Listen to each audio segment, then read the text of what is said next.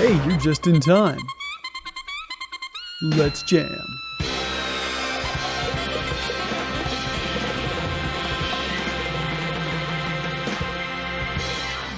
Good morning, good afternoon, good evening. My name is Scott, and welcome to episode 4 of Let's Jam, the soon-to-be definitive, I say definitive, but again, that's just me, Cowboy Bebop recap companion podcast. Now, we're trying to operate on the assumption that you have seen the show, but in case you haven't, this is also a great podcast for you to listen to because, well, it kind of sums up the whole show for you. Like I said before, my name is Scott. Joining me as always is my good friend Ollie. Hello, Ollie. Hello. How's it going? Great. Thank you so much for being here once again. This is the fastest we've ever recorded 2 episodes in a row. Typically, we'll record week over week, or in this specific case, because I'm pretty sure the show is cursed, month over month. And so, as a result, it's going to be crunch time. We're trying to get some episodes banked so that Ollie can go on vacation, and we'll make sure that we have some episodes coming out so that you don't miss us when we're gone. Jeez. Today we're going to be going through sessions 7 and 8 of the famous Cowboy Bebop, Heavy Metal Queen, and what was session 8 again?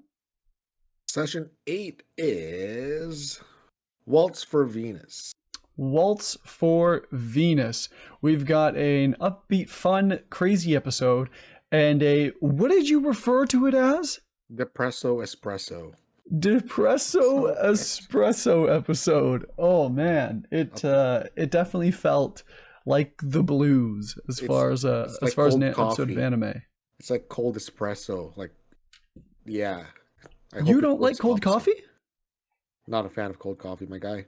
What about iced coffee? What about cold brew coffee? I'm the guy that only drinks black coffee. Well, me too, but I mean, sometimes it's nice to have a cold iced coffee. Okay, well, we're gonna have to agree to disagree on this one. Once you sit in the middle of a desert and drink hot tea or hot coffee, you'll realize why I like hot coffee. What? Middle Easterns drink hot tea, right? And right. It's hot as hell there. Okay. It makes their body temperature warmer, hence they feel cooler because they're climatizing an environment. So by heating up your internal temperature, yep, you're less affected by the heat? Kinda. Huh. Yep. Okay. Great. I feel like I should have known that. Yep. And I feel like that explains so much, but great. Okay, great.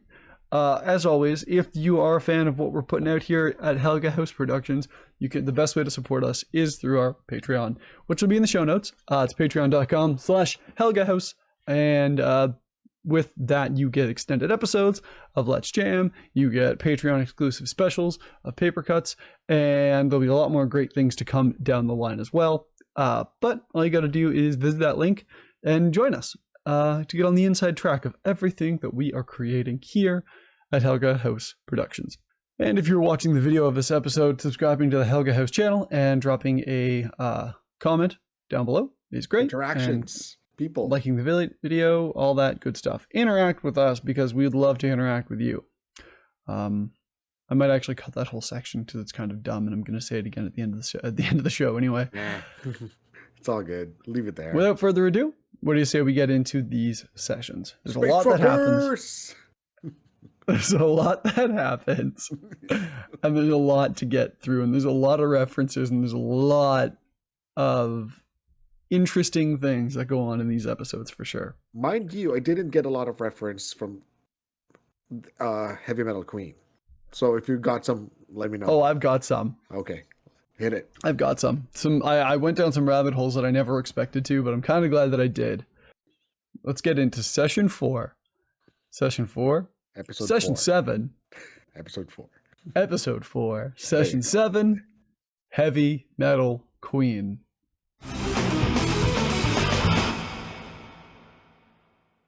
So the first thing we see after the obviously great OP that has never been skipped was what I could only describe as a space trucker. And this one that we're following clearly loves heavy metal. Now, this one trucker is named VT and is found offloading a shipment. And they're seen to have a bet going with other people, other truckers, to try and guess their name. And if they happen to guess it right, then that person would get a whole stack of cash that VT has just been collecting over time. Now, it seems that VT, not VP. Oh, wow, that'd be embarrassing. Victor Tango, right? Yeah. Okay. It'd be embarrassing if I kept calling them Victor Peter all episode. VT. Victor Tango. Victor Tango is drawn in a way that is seemingly androgynous. I agree. And is played by a female voice actor. So we're never really given a confirmation on their gender. So throughout this episode, I'll be referring to them as they until the very end of the episode when it is confirmed eventually. But until then, out of respect for the character that we just met, we're not going to make that assumption. And we're just going to go with that they. Being said, you did mention that the VA for the dub one is sounds pretty feminine, right? I am so interested to hear the VA for the Japanese version, but because I didn't have it on Crunchy for some reason, so I was interested, like how they would portray that. Yeah, it'd be interesting to see if that character was still portrayed in the feminine in the original Japanese of the series. If you happen to know, let us know. Yeah. We'd love to know. So this character, this guy, guesses wrong with Val Tomiana. And they take his money and make their way to Mac's Diner. Now, it's commented that the diner is full of bounty hunters waiting to see somebody named Decker. Now, immediately when I thought of this, I thought of Deckard Cain from Diablo. Stay a while and listen. Yeah. But that guy. I don't think that's the reference. But like maybe it is the reference. No, you know what? It's definitely not the reference. You know what I liked about the diner? What's that? In the far future, they still serve parfaits, man. Well, yeah. Why wouldn't? Yeah, I think that's great. That's great. Everybody loves a good fruit and yogurt parfait. Yep, looks good. So we find that Spike is also in the diner, but hiding in the washroom, clearly incredibly hungover. He's on the phone with Jet, talking about what they know about Decker. And the only thing they know about this guy is that he has a dragon tattoo. So meanwhile, Faye's on her own trail for Decker and is waiting for him at an adorable family-friendly ice cream shop. Which is bizarre given the way things shake down. Huge contrast. She attempts to bring someone in who she thinks fits the description. This big hulking dude that she pulls a gun on to try and take him in to arrest him. Only to find as she rips his shirt off that his tattoo is actually an eel. Don't forget the important detail, bud. With a little heart on the end. Yep. It's a derpy as he's eel. As he's running eel. So derpy. It's a derp eel. As he's running away, he's literally just yelling, "No, it's okay. I just have a thing for eels." He's into it. Adorable. Absolutely adorable. He's into it, man. At the same time, we find this skinny guy who kind of looks like Woody Allen. Not sure if that's a reference or just a coincidence. He kind of just looks like Woody Allen. He escapes, and we see that he's trying to cover up his dragon tattoo on his arm. Also a derpy dragon. His tattoo is another derpy tattoo. It's a derpy dragon tattoo. Again, adorable. Now she chases him out in her red tail, but he pulls it out a small vial, twists it, and drops it into the void of space, into a no grav zone. And it explodes, completely wrecking her ship. So now notice that she's in a place that doesn't have gravity, but isn't in space because there was oxygen, because she was left floating. Maybe the anti-grav thing is... Well, either way, she wasn't outside in the void of space. She was in a confined area because she was left floating in the no grav zone. which I just thought was really cool. Now this chase scene that we just saw perfectly mirrors the fight scene that's happening back at the diner. Something we're just about to get into.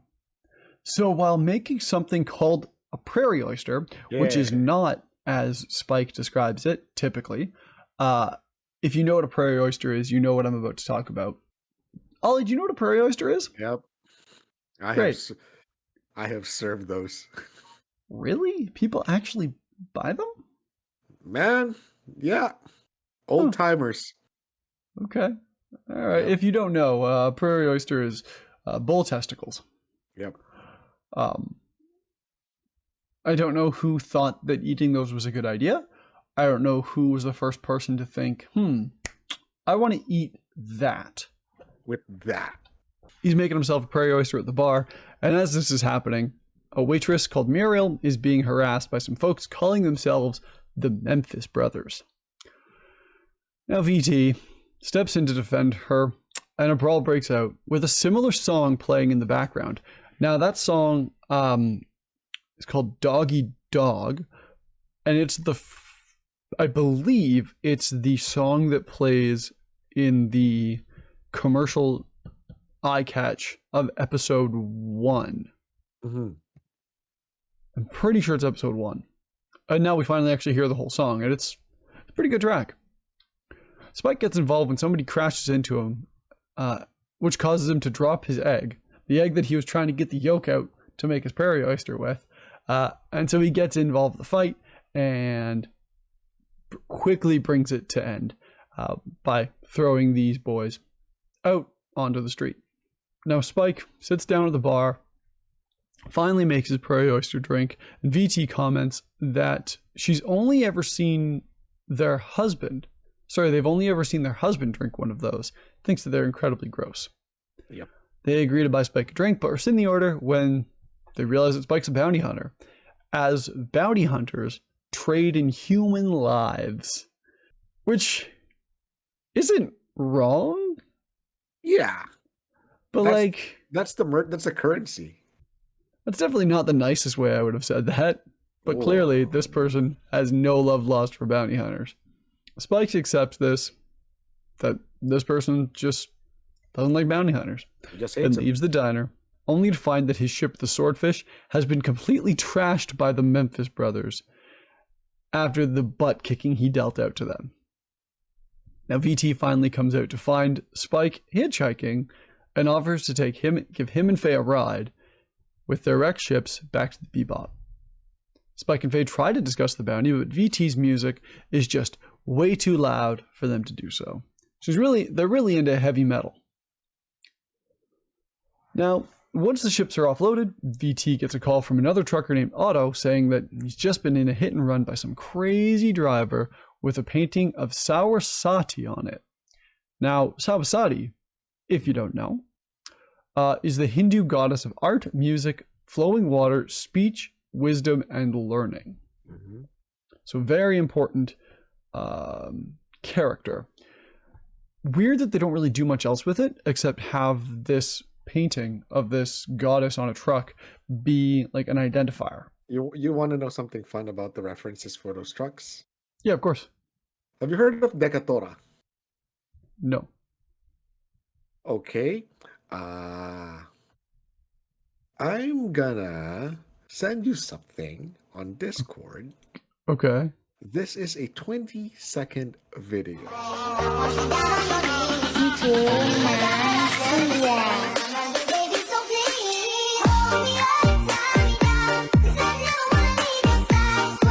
Oh, those are cool. That's a trucker culture in Japan. So for the listeners, Decatora, I would say it's a subculture in Japan that truckers, they would pimp the out of their trucks to make it as fancy as possible, bright, which is also good because like if you're driving at night, you're a big thing, they'll be able to see you.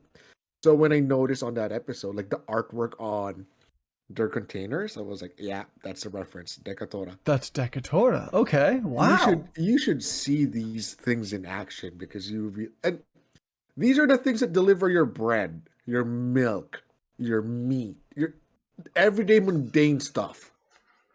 I love the pride of ownership that shows. Oh, one more thing. These trucks, these are not owned by the companies. All the No, these are Decatora owned by trucks, the individual. they're owned by the individual.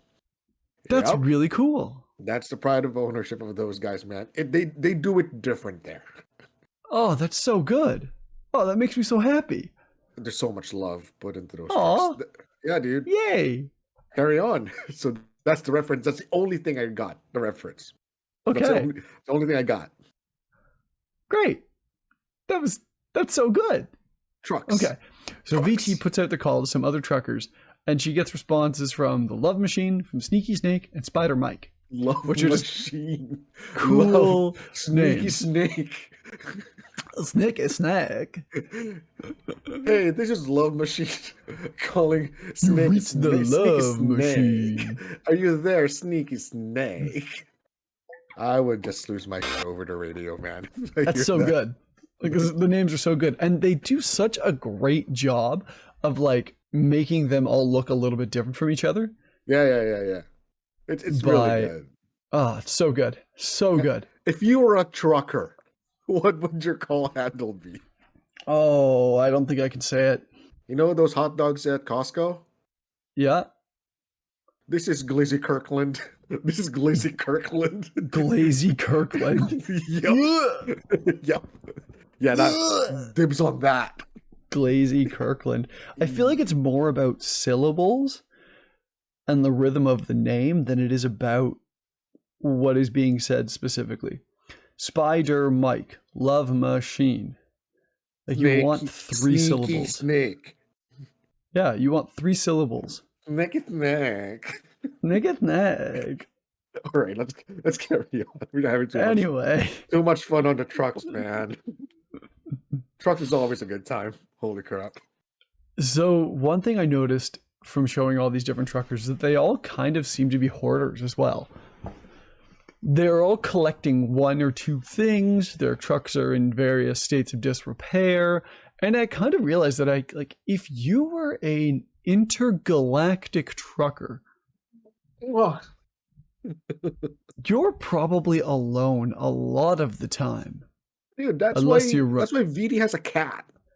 Unless you're running the Love Machine, Oh God, no. which that person was definitely not alone. Love Machine is he be loving. He be loving. He be loving. That's what he do. We're That's what he having too do. much fun on these truckers, man. So Spider Mike responds saying that a rig with the description of the Hindu goddess painted on the side was seen up near the old lioness mine. So VT contacts Spike to let him know about this because, they're trying to help each other out. And but Spike tells them to be careful because, those mines are really unstable. And also he's carrying really unstable explosives and bad stuff. So him and Faye jump into their very partially repaired ships. So at this point, Spike doesn't have any artillery, and all that Faye has is new grabby claws. I like the scene where Ein is just floating. Yeah, right? I'm having a great time. Yeah, this guy. So Decker tries to throw VT off by dropping some of his explosive vials. Instead, starts a major chain reaction that causes a huge collapse in the tunnel. That happens just as Faye and Spike show up with their little ships. Now, VT is knocked out in this whole shebang, but Decker is found through his windshield, dead. You know what's funny? This Decker guy have these boom vials in his hip. He has a small tube that he slides it and it pops it in the back. Yep. Crashes the truck. Yep. He didn't blow up inside the truck. Nope. He has boom vials on his waist. Yep. So Physics. I think okay. Physics. If there's anything we've discussed, and we realized in the last episode, physics in this show are certainly optional. It was ticked off. It's just they turned off the physics. Physics off. Yeah, let's go. But I Yep. think the reason why his belt didn't explode was that if you notice when he drops the vial on Faye, he like twists it and drops it. And so what I think there's like a separation in the vial of the two chemicals. And then whenever he twists it, he breaks the seal and the two chemicals mix together. Okay. Yeah, because he like takes it, twists it, shakes it, and then drops it. Oh. Okay. But it's weird that he has a specific control in his cockpit. That's a thing. It's deliberate. To drop these specific vials. But he's a bomber, dog. That's the thing. Also, I love that we have no idea who this guy is. We have absolutely no backstory on this guy. Super dirty. At all. Like, okay. This guy is... all we know is that he's hauling explosives. He has unstable explosives. Boom tubes. That's boom tubes. So there's a major chain reaction. Decker is dead. Seeing no other option for their escape because Spike's guns don't work, and Faye doesn't have her blaster anymore. She only has those claws. The pinchy ones. The pinchy claws. So Spike rigs up his... Okay, so I think this goes back to my theory that Spike is dead. Anyone who does what he's about to do should be dead. Should be dead. 100%. So, yeah. Here's how it shakes down. Spike rigs up his newly detachable cockpit, which was something that was never mentioned before. So the swordfish has like a hatch that opens up. Yeah. And the cockpit comes out of it, which we've never seen before, but okay, sure, all right. So Spike rigs up his cockpit to launch forward in 40 seconds. And to have Faye take one of the boom tubes. Big boom tubes. Yeah. Big bada boom tubes. Put him in his cockpit and launch it towards the debris. And so Spike plugs his ears with earplugs, holds his breath, and ejects himself into the void of space, claiming that this is something he's done before. This is his floating act. VT also does the same thing, holds her breath, and opens her eject pod to try. He does that after seeing Buddy gets out. He's like, oh. We can do that? Oh. And so she door. And so they miss Spike on the first pass. Mm-hmm. And so Spike's floating away. And so he pulls out his gun, shoots backwards to propel himself in the direction he needs to go in order for VT to grab him and pull him into their ship. I have something to say about this, man. Meanwhile, Faye, with all of the, we'll say, careful tact of a toddler, our delicate flower Faye, instead of opening the transport, because there's a handle. There's a handle right there that she could use the thingamajig, the grabby thing, to open. Instead, stabs into it, rips it off. Full of boom tubes. Stacked to the tits with boom tubes. Goes to grab one, punctures it. Something's coming out. Grabs it anyway, loads it into the thing, into the cockpit, and it gets rocketed into the debris. Great. Okay. Everything seems to have worked out. I love how casually you say, great, everything casually works out. Great. Hey, so man, we got a dude here floating in space. Our heroes make their daring escape while Spike is catching his breath in VT's cockpit.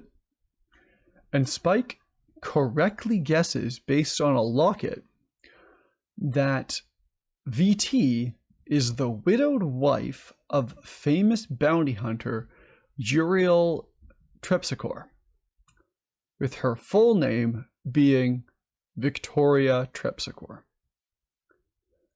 And rather than take the whole stack of cash, he just takes one bill, saying that the rest is for Uriel, since he's sure that he could use a drink in heaven. I love the Thus ending the respect. I episode. love the respect in that dude. It's like he looks up to a fellow bounty hunter, like, damn, you're his wife. And so, and at the end of the episode, we are also confirmed of VT's gender, and so going forward, we will refer to them as she, as that is what is revealed at the end of the episode. Mm-hmm. And I'm wondering if it feels like they designed her to be androgynous, right? Yeah, Like the way the character is drawn, the way the character carries themselves. she's pretty muscular. She is. She absolutely is. And it feels like they could have, like they purposely used a voice actor whose voice was relatively low as well.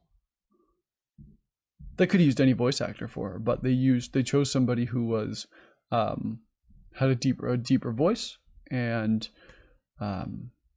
portrayed themselves in that way that was a little bit androgynous. Now far be it from me to talk about gender and politics and all that stuff. I'm a big old white dude. Like I don't know, but what I do know is that obviously it's on us to try and be sensitive about these sorts of things.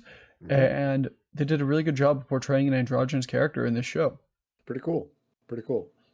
Speaking to some fun little references that I picked up in this episode, well, I didn't pick up, the internet picked up and I just stole them, was Boof Eater Gin. Beef Eater.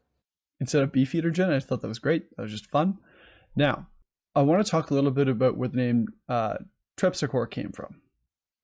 So Trepsicore was one of the 9 Greek muses, and the muses were Greek goddesses of literature, science, and the arts.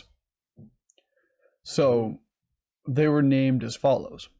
If you recognize any of these names, let me know. We've got Calliope of eloquence and epic poetry, Clio of memory, history, and creativity, Erato, the muse of romantic poetry. We've got Euterpe of music. Euterpe. Yep. Oh, I gotta roll those R's. Yep. I'm not Greek. I don't know if you can tell. Of music and lyric poetry, Melopone, of singing and musical harmony. Later, she was described as the muse of tragedy. Now it's going to come up in a second here. We've got Polyhymnia, who was the muse of dance and geometry and rhetoric. And then we've got Thalia, who was the comedy, theater, and poetry. Now, if Melopone was the muse of tragedy, Thalia is the smile, is the comedy. Yep. And that's where that actually comes from, is this depiction of the muses. Tripsichore was the muse of lyric, poetry, and dancing, and Urania was the muse of astronomy and astrology. I gotta be honest, when I started watching this episode, this was the absolute last place I thought I would be going. I did not expect to be doing historical research on the Greek pantheon, but here we are. Now I've learned more about the Greek pantheon, and now you have too. Well, if anything, this episode got me in a wiki. What happens human outer space? Oh no. They're not long, are they? They're not long for this world if they do, are they? The thing is, the environment of space is lethal without appropriate protection. The greatest threat in the vacuum of space derives from the lack of oxygen and pressure. Although temperature and radiation also pose risks, the effects of space exposure can result in embolism, hypoxia, hypocapnia, decompression sickness, ultimately death. Oh, so great. I'm thinking, so Spike plugged his ears. I mean, I'm just being real. Which was probably a good thing to do. Hey, man, you plug 2 holes in your body. I just want to remind you how many holes you have in your body. Just saying. You have your peepers up here. You got your nose down here. You got your noms down here. You got one back there. You got one up front. So, ears. Yeah. I think he was worried about his ears popping. I don't know why they don't wear spacesuits, dude.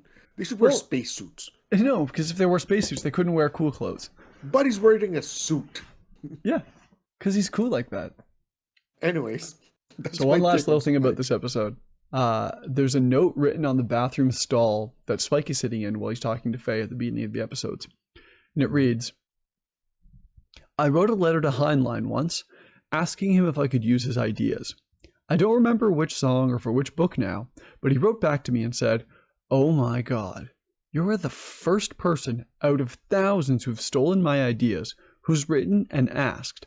Apparently, this quote is from Heavy Metal Magazine, August of 1984 issue. Oh, Have you seen the movie Heavy Metal? I used to buy comics of heavy metal. Okay, so Heavy Metal Magazine. Yeah. Yeah, so I've got a whole big stack of them right here. I obviously don't have that issue, but I'd be really interested to read the rest of that interview. So the interview was with Paul Kantner of Jefferson Airplane. Mm-hmm. That's what he's quoted as saying. That's pretty. And that's pretty much all I have for this episode. Oh man, It's a dense episode. it is. It's a lot that happens. Okay, so if we're going back to the theory of Spike died in the last episode we did, the last episode we talked about, this one again doesn't have, it seems to be a return to more grounded stories. Yeah. This episode feels a lot more like some of the first episodes we talked about. Yeah, it's more grounded. It's more human, so to speak. Except for the fact that Spike does superhero things. And I don't think he ever had Looney Tune powers like he did in this episode. No. Normal Spike. Physics was on. Like he's a good fighter. Yeah, he is. Physics was on this one. And it was just, yeah, nothing really jumped out at me except for the fact that some of the things that Spike pulls off as a human being, I don't think are things that people could do, and maybe he would only be able to do post-death. Posthumous. Yeah. So I think by far the most Looney Tunes thing is like the space act. Plug ears. Out space. Get in truck. Thumbs up. Yeah. And have it work flawlessly. Oh, okay. All right. So, episode 8, Waltz for Venus. Ready for some Depresso espresso? Ready for some Depresso espresso? Watch it, it's coming. So, scene takes us, apparently, commercial flights to Venus is now available to the human race. Who'd have thunk it? Yeah, I was like, okay, that's cool. Real close to the sun, though. Real close to the sun. Very real close. Real close. Now, the funny thing is, the PA announces, like, Department of Health advise you for, like, some, be wary of allergic reactions, since this is, we are terraforming Venus. And okay, so do you think that terraforming of Venus happened before or after the colonization of Ganymede? Because Ganymede's in a far-off star system, but Venus is right next door. I think Venus is just, like, ongoing. Still terraforming. Weird that they would go out all the way to Ganymede and, oh, let's terraform this place, which is farther away from Earth. Mm-hmm. It makes sense, but I think they should be still terraforming this one. So the first thing that jumped out at me about this episode being weird was that the team finally gets a payday after stopping a hijacking. Yep. Which, again, hasn't actually happened yet. No. So this is, like, they're on the plane, PA announces. I thought about, like, oh, okay, that makes sense. You're going to have allergic reactions. Let's say you're from Earth. You've never been to Venus. You went to Venus. New substances, new flora, new fauna, I don't know, new environment. Your body might react weirdly. Fair. So while that's happening, we see a couple of sketchy guys checking their watches and, surprise, hijack. Okay. So while they're hijacking, we see Spike there, just, with his eye cover, sleeping. Asks him Adorable. To put up his hand and proceeds to half asleep dex the guy. and another guy. Faye pops up, falls into hijack, and then they get paid. We realized that when they were splitting the cut, Faye likes to gamble because Oh Spike yeah. says, Well, "Oh, where you going? Say to the casino." Faye's point is it's better than the bank. she's not wrong, He's not wrong. especially future banks. Yeah. Now we see on the scene one guy from the plane is trying to ship something to somewhere, but the guy is charging him 5 million wulongs. 5,000. 5 million. Was it 5 million? It's 5 million. That's why he's Oh jeez. outraged. Right. He was like, "Oh wow, is this like what?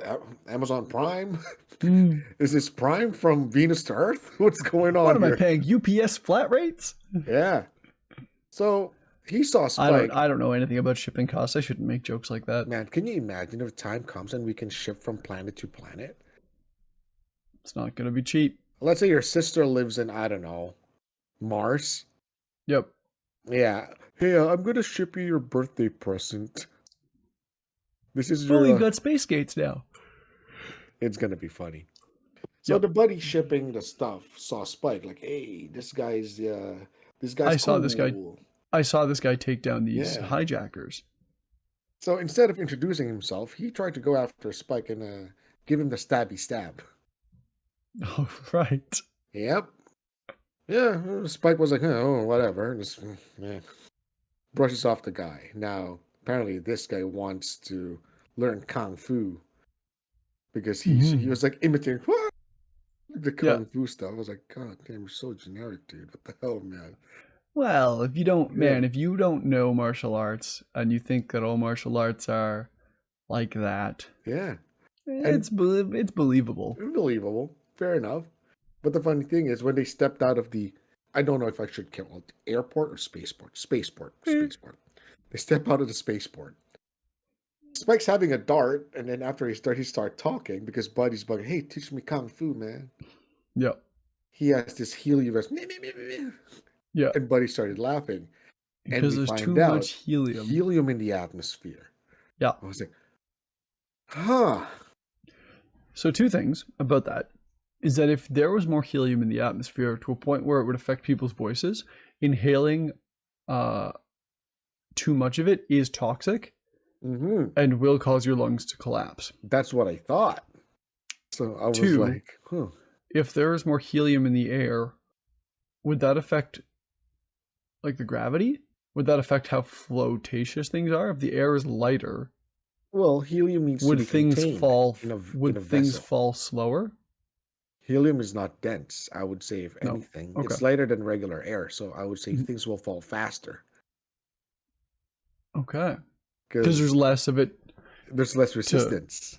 Oh. Oh my God. We did that. Oh. Okay. I might be wrong. I hope I'm wrong. Well, we don't know, and that's half the fun. Remember, if you know, people, let us know. Please correct us. entertainment for accuracy. Yeah. Yeah. Keep that in mind. So Spike with his squeaky voice, Buddy was like, "Yeah, it's because of the helium. Hey, here's a pill to fix your voice." This caught me off guard. I was like, "Well, my dad told me random people offering you random pills. No mames, no mames." The answer is no. No. The answer is always no. You don't take drugs from strangers. Oh, but not Spike Spiegel, bro. Nope. Nope, down the hatch. Don't. Why not?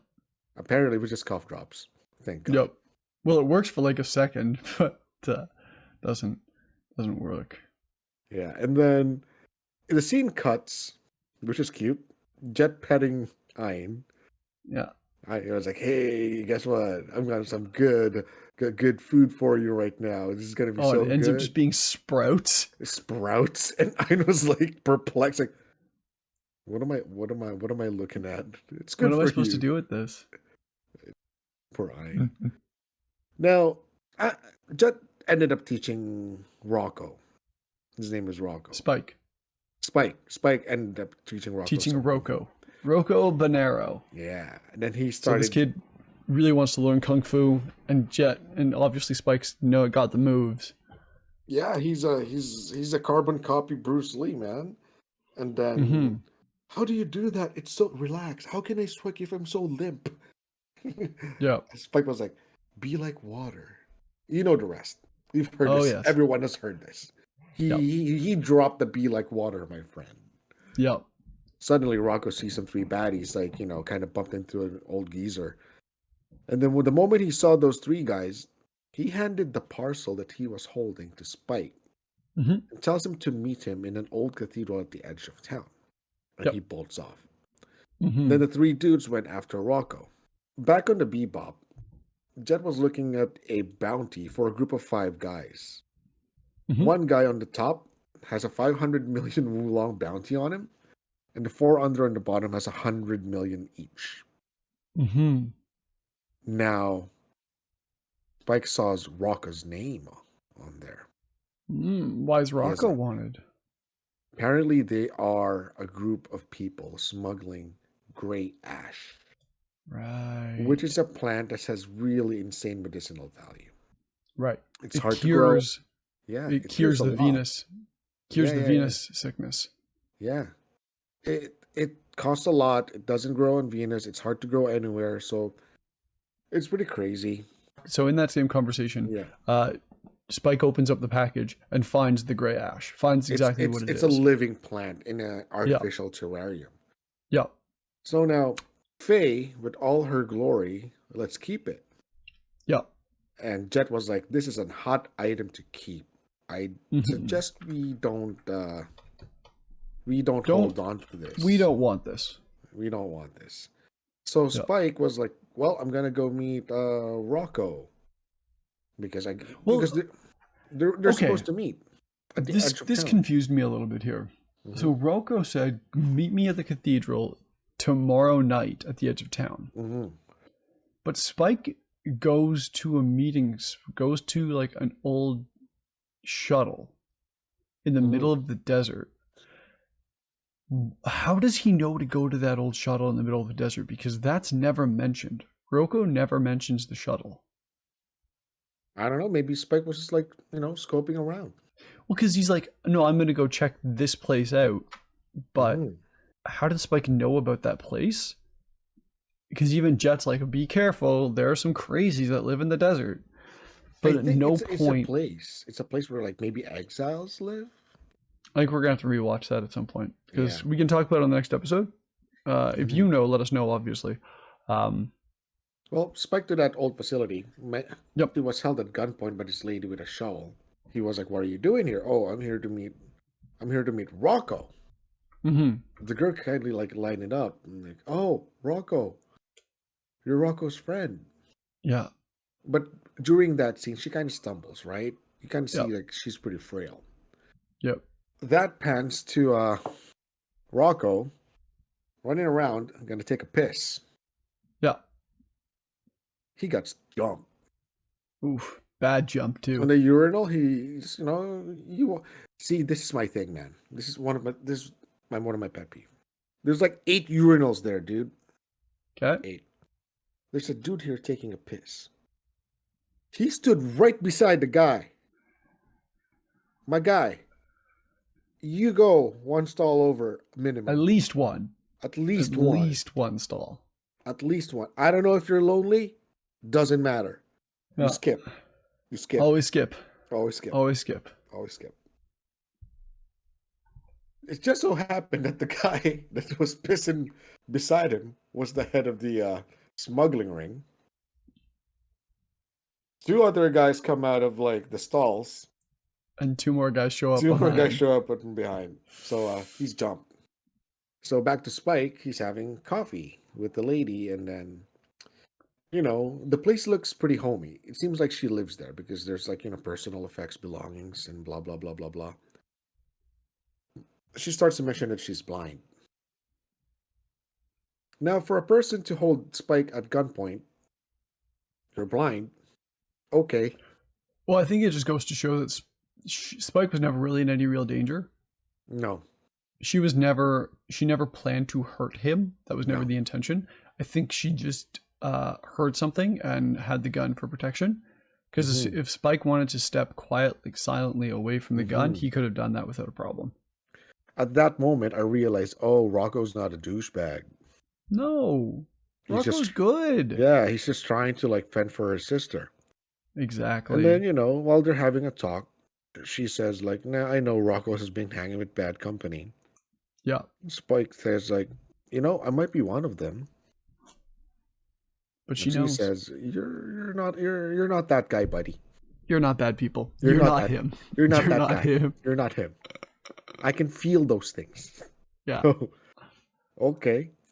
And then she shows the music box. Like, Rocco sent me Mm-hmm. this music box. I can see blah blah blah. I can hear the music. It's pretty cool.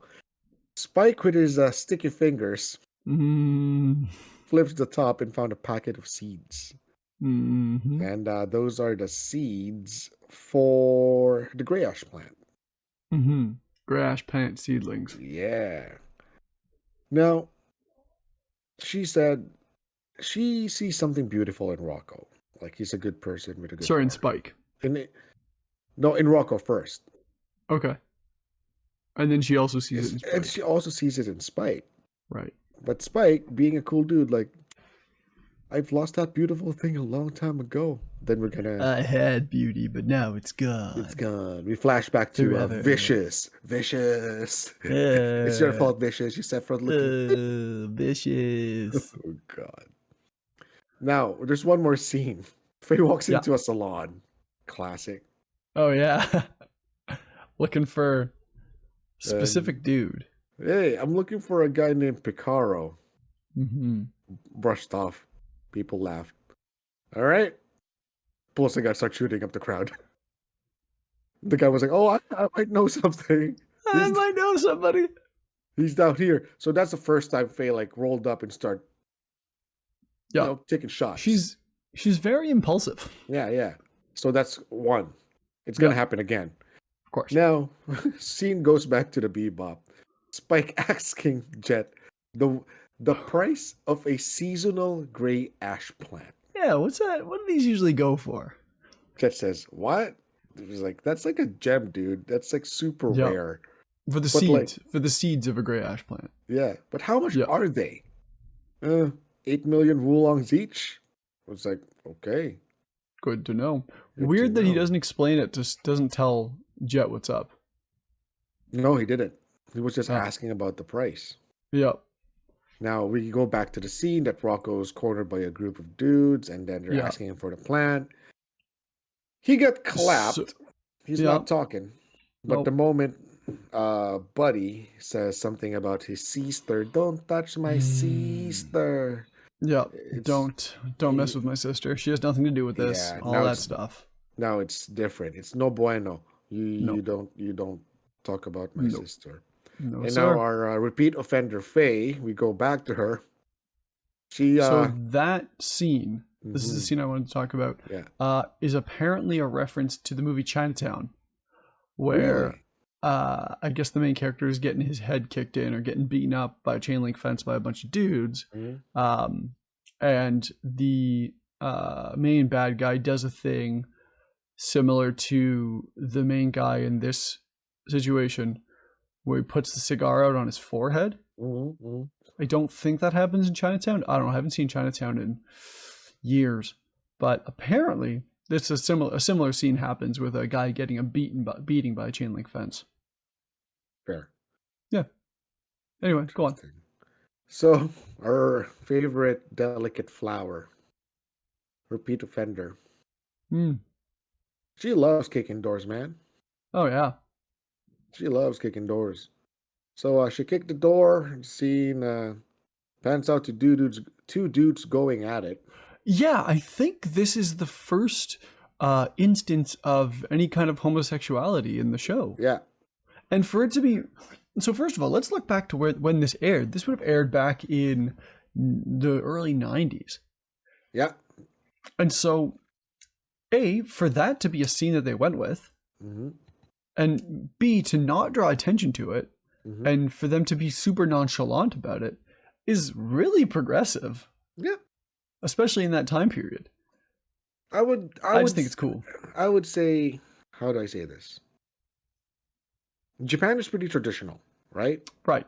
Yes. But if it doesn't disturb anything, they're like, okay, But for them to decide that that was the scene they were going to go with, and then to animate it and to continue it and to keep that scene in the show yeah, in every release of the show, yeah, yeah, yeah, I think is really really cool. And if the more you think about it, like in the far flung future, of course it's not even going to be noticed. yeah, because it's there. I don't know. I just think it's cool. I just want to draw attention to it. I think it's Yeah, great that it's just so nonchalant and that it's not even mentioned again and that it's a thing that they decided to keep in the episode when they really didn't have to. well, that's them. Good for them. I mean, that's what the director wants. Director gets. Okay, I guess so. it's a part of it. Now, the two dudes got jumped while going at it. Yeah. Faye shoves a gun into the dude's mouth Into the one guy's mouth. and asks him questions. How is Buddy supposed to answer a question with a gun in his mouth? Like, seriously, Faye. How? Well, How? I don't How? think she was thinking that. I don't think she was thinking like that. How? He can't. Again, Faye is very impulsive. Now, scene goes to Spike meeting up Rocco at the meeting area. Mm-hmm. Right? Spike hands the plant to Rocco. But Rocco pulls a gun, Right. saying Stella needs it. But Yeah. Spike just gives them to him. Like, yeah, I know. Yeah. Like, here you Yeah. go, man. Yeah, I Take know. your I talked to plant. her. You're a good brother. You're a good guy, man. You're not a douchebag. Like, take care of your Yeah. sister. Be cool. Yeah. And then Rocco tells Spike, dog, you gotta get the fuck out of here. You gotta get Yeah. jumped. You're Yeah. gonna be jumped. It's about to get Gunfight bad. ensues, right? Because Buddy intended to kill Rocco and Spike anyway. Yep. So a gunfight happens, and our delicate flower, Oh, this is Faye. this is number 3, Oh, Faye. pulls up with her They ship say with a bigger gun. they say that all the best comedy happens in threes. Yep, third offense. Now, while this is happening, Rocco was about to get decked, but he did the be like water moment and counter Yep. punches the guy. He was so Yep. happy. He looked at Spike. Spike gave him a thumbs up, like, "Yeah, boy, it's my Yeah. boy." And in the middle of the thumbs up moment, Rocco he got shot in the chest. Right The through his. right Yeah. through his chest. It's a big hole, big hole. Yeah, Yeah. and Spike is like, "Damn, no!" Devastated. He's actually upset. Yeah, he's upset. Rarely is Spike actually upset Rarely about He's like, "My people dying. boy, my boy." So Look Spike what you've was. done to my Oh boy. my god, a Godfather scene. Yes. Yeah. Right. Look at what I've done to my boy. So it was pretty emotional for Spike. Spike was like, "We're gonna get you to the Yeah. hospital. The doctor's gonna be here soon." And I think Spike like went off to get some help. And then Rocco, this is the sad part. When Rocco was dying, he said like, "If I met you earlier in this lifetime, would have been We like could good have. friends." We could have been friends. And then the scene cuts and then pans to the hospital. I was hopeful, Yeah. like, yeah, my boy's alive. Okay. So in my notes, I wrote, "Poor Rocco. He's too good for this world." No, Like I almost actually cried. I was And I I was let out an odd I'm sitting here in my house, I'm alone, but I was literally just be like, when it happened, I literally yelled out, "No!" yeah. So hospital, I was like, yeah, boy's But gonna maybe he's make it. alive. And then they But got him not. to hospital. No Rocco, it's Stella. I'm like, oh no, Yeah. oh no. And then Stella was so hyped. She was like, hey, I'm gonna get better because Rocco got the gray ash. The first thing I want to see is Rocco when my vision returns. Rocco is currently turbo dead, Oh man. very dead. Yeah. Then Spike is just silent, right? Yeah, well, what can you say? And then she asks, "Is Rocco in jail?" Silent Spike. She touches Spike's face and asks, "Is Rocco dead?" And then Spike was going to say something, but he was cut off by Stella saying that if he did something wrong, if he did something wrong, that's it. That's there is to it. And then she asks Spike to leave. As Spike was leaving, she says, Stella never saw Rocco with her own eyes, and asks Spike, what's he like? And then Spike says, per verbatim, he's a terrific guy, exactly how you thought he was. And then the scene ends with Spike walking down the market, buying a fruit, eating it, and then it starts to rain down dandelions.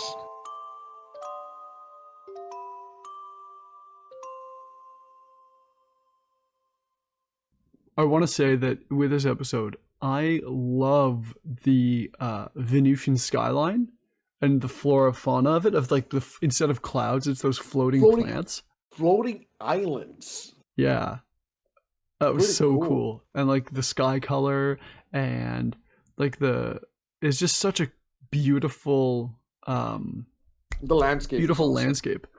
I almost like it's like Zendikar from Magic the Gathering. Almost. I was watching it. Less hostile than Zendikar. Yeah. I was watching it and I thought, like, I almost paused and took a screenshot of it just to keep that photo.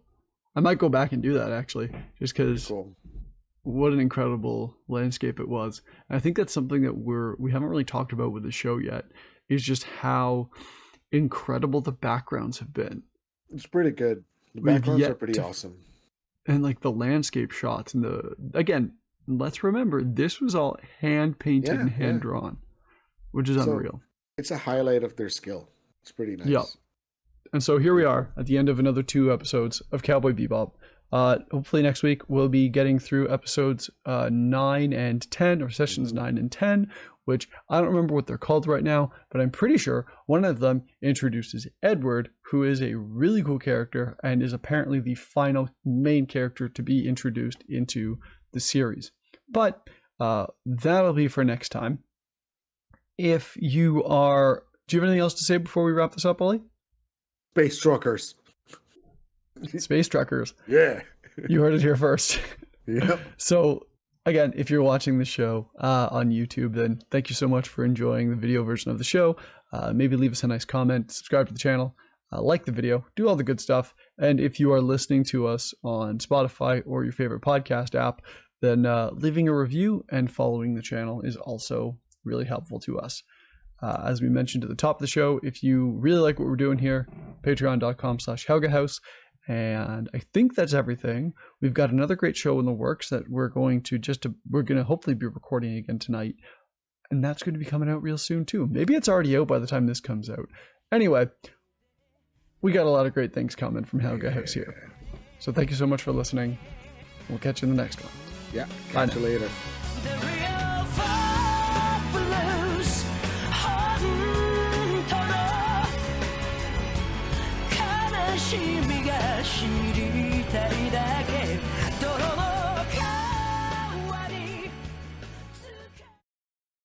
This show was proudly produced by Helga House Productions. And for more shows like the one you just listened to, visit helgahouse.com.